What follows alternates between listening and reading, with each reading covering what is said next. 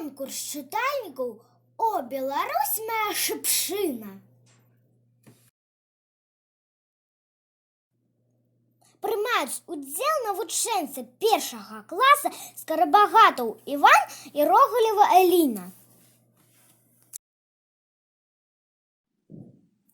Казка про деда и внука Владимир Дубока. Где далеко, у вёсцы маленькой, век доживал свой дедка старенький.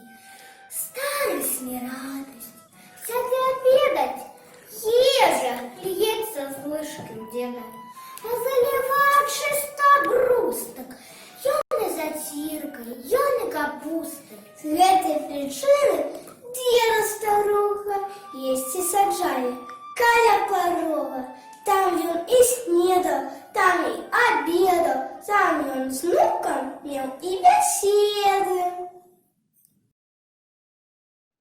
Деду у внучек, мамин сыночек, ножик узявший сел и петочек. Нешта майструе, нешта складая, будем, напевно, цацка якая, маці питає: любий синочек, що ж ти майструєш, сівши в куточок?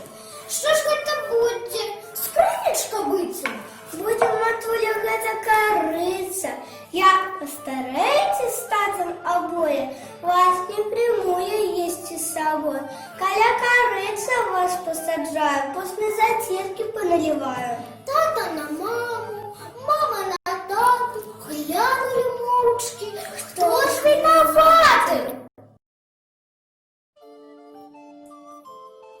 С гэтага часу деда старого больше не саджает каля порога, так як усюди у кожній сямейцы разом з собою даю место.